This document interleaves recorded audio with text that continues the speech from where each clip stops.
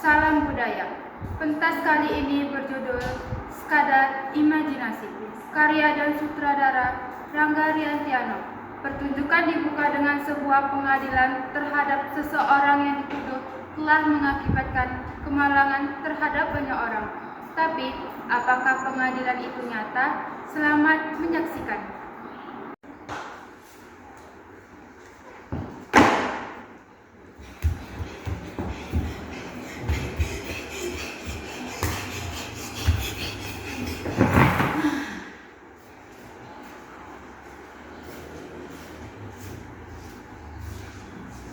Hakim memasuki ruang sidang. Hadirin harap berdiri.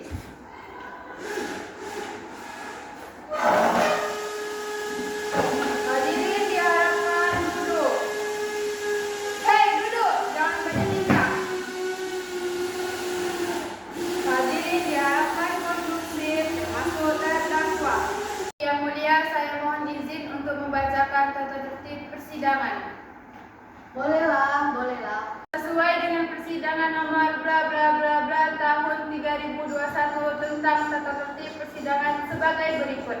1. Hadirin diharapkan duduk dengan rapi dan sopan. 2. Hadirin dilarang makan dan minum selama sidang berlangsung.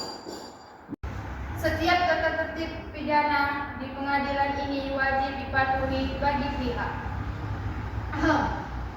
Yang mulia, sidangnya bisa dimulai. Sidang Pengadilan Negeri bla bla bla bla yang memeriksa perkara pidana nomor 1, 2, 3, 4, 5 pada hari Minggu tanggal 32 bulan 13 dinyatakan buka dan terbuka untuk umum. Dok. Yang mulia, palunya. Oh, maaf. Sidang dibuka dan terbuka untuk umum. Bawa masuk terdakwa. Itu yang mulia. Hah? Oh, sudah di sini terdakwa. Apakah Anda tahu apa saja kesalahan Anda? Loh, kenapa diam saja? Hei, duduk. Yang tertuduh tidak berhak berdiri. Saya, Yang mulia, bertanya kepada saya. memangnya ada orang lain di sini? Apakah Anda tahu kesalahan Anda? Kesalahan apa? Ya sudah, kalau begitu, kita mulai lagi pelan-pelan.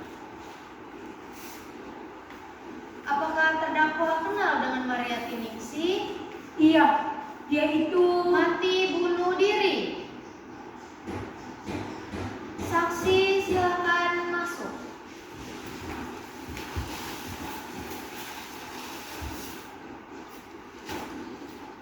Setelah di PHK dari kantor demi penghematan biaya operasional dalam masa pandemi, saya bingung harus menghidupi keluarga bagaimana. Akhirnya keputusan yang saya ambil adalah bunuh diri agar keluarga saya bisa mendapatkan asuransi. Siapa penyebabnya?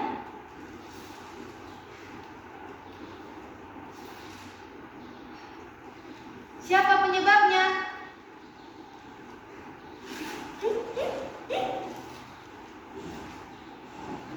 Tapi itu kan, Apakah Anda tahu apa yang terjadi pada keluarganya? saya tahu. Soalnya saya yang Uang asuransi habis terpakai, anak saya tumbuh tanpa ibu. Dia menjadi remaja nakal, ikutan geng, hobinya merampok.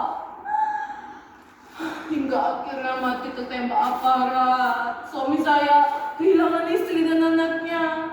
Hingga akhirnya bunuh diri juga. Siapa penyebabnya? Si bangsat itu. Terima Terima kasih. Saksi boleh kembali ke asalnya. Terdakwa, apakah Anda mengakui kemalangan yang menimpa saksi Mariati Ningsih adalah kesalahan terdakwa? Tapi itu kan Mengakui atau tidak? mengakui, Yang mulia. mengakui yang mulia. Baiklah, apakah terdakwa kenal kepada Surtiani Aminah? Tahu sekali. Soalnya saya yang Dia mati karena sakit. Apa tahu penyebabnya? saya Saudara saksi, silakan masuk. Saya yang mulia. Loh, kenapa? Ini apa-apaan sih? Ini bukan warna yang sama dengan warna yang tadi ya? Bohong. Sepertinya terdakwa sedang berimajinasi. Hah?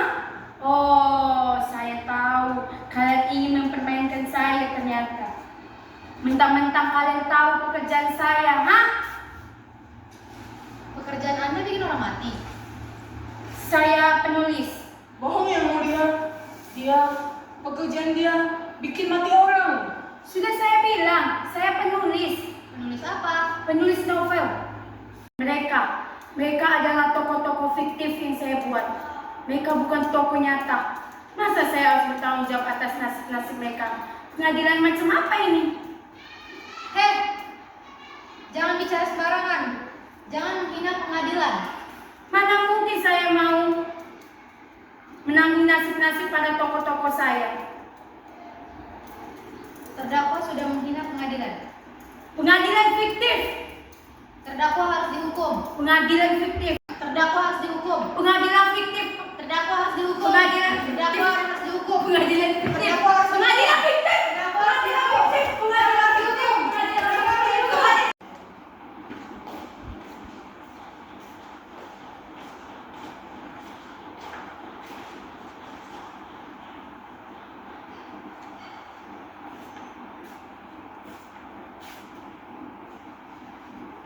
Sudah waktu sekarang. Sudah tidur. Sudah 1 bulan ini dia tidak mau keluar rumah. Untungnya kamu masih mau datang sini. Kapan ya? Aku terakhir berkunjung ke sini. 5 tahun yang lalu, pesta ulang tahunnya 2 minggu sebelum dia dihentikan secara tidak hormat dari jabatannya di kementerian. Lalu dia ditangkap dan diadili karena tidak pidana korupsi. Dia mendapatkan hukuman penjara selama 3 bulan karena berkelakuan baik. Akhirnya dia dikurangi menjadi 2 bulan. 2 bulan. Singkat ya. Di pengadilan, dia mengaku mengambil dana bantuan sosial sebanyak 1 triliun. Padahal aku juga tahu dia hanya mendapatkan 100 miliar. Coba 900 miliar kemana? Kami semua yang di kantor tidak akan pernah melupakan jasa adikmu. Ia bersedia menjadi tumbal untuk melindungi aku dan teman-teman yang lain. Teman yang mana? Tidak pernah kuliah selama 5 tahun, baru sekarang muncul sekarang. Ya, kamu kan tahu sendiri. Saat itu rumah kalian masih diawasi. Kalau kami bergaul sama koruptor, kami akan dianggap koruptor juga. Harus hati-hati. Hatinya terlalu lembut. Sebetulnya dia tidak mau ikut-ikutan kalian, apalagi setelah kasus korupsinya diulas besar-besaran. Banyak yang tidak mendapatkan bantuan sosial, banyak yang bangun berdiri, mati sakit. Dia baca satu-satu, setiap malam dia selalu meninggal. Sebenarnya dia pernah menulis pesan kepadaku. Dia bilang dia merasa bersalah, dia merasa bertanggung jawab. Tapi kenapa justru sekarang dia merasa dirinya sebagai penulis novel? Apa jangan-jangan dia pernah menulis novel pakai nama samaran? Tidak, aku juga tidak tahu. Mungkin karena dia hobi membaca novel. Entah, barangkali itu cita-citanya. Tapi yang jelas suatu hari entah kapan mendadak dia merasa dirinya adalah seorang penulis novel. Tapi 2 bulan yang lalu, dia kembali menjadi orang yang seperti dikejar-kejar setan penasaran. iya, aku tidak paham kenapa bisa begitu. Mungkin dalam dunianya sudah dijadikan tokoh ini manajer.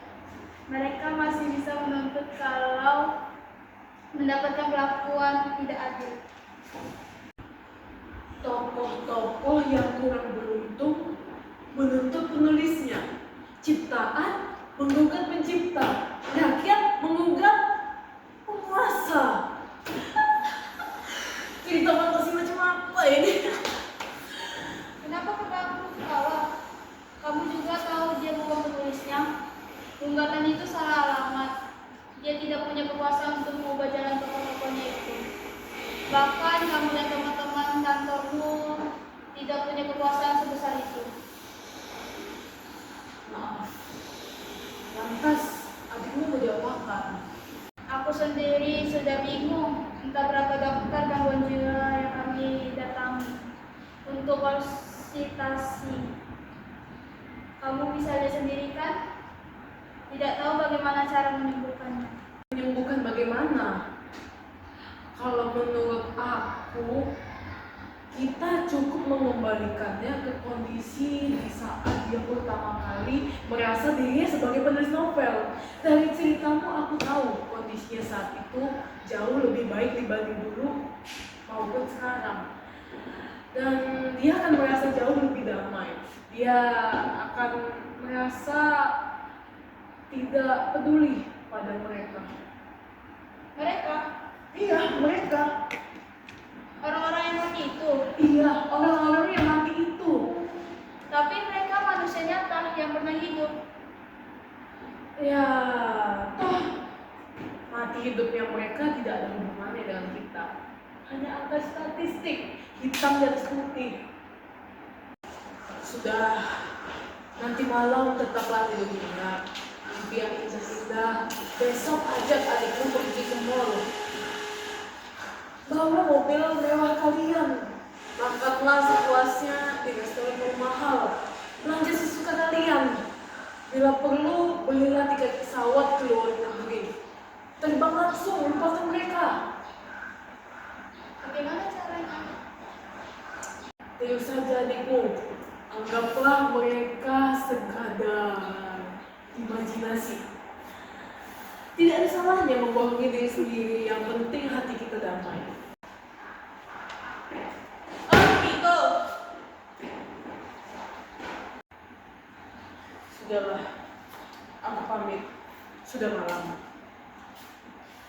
Yang pasti, ya seperti yang aku katakan tadi sekali lagi, anggaplah kalian sebagai penulis bukuan. Anggaplah mereka sebagai sekadar imajinasi.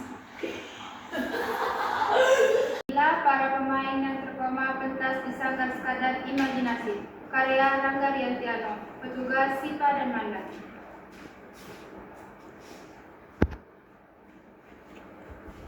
Teman Christine,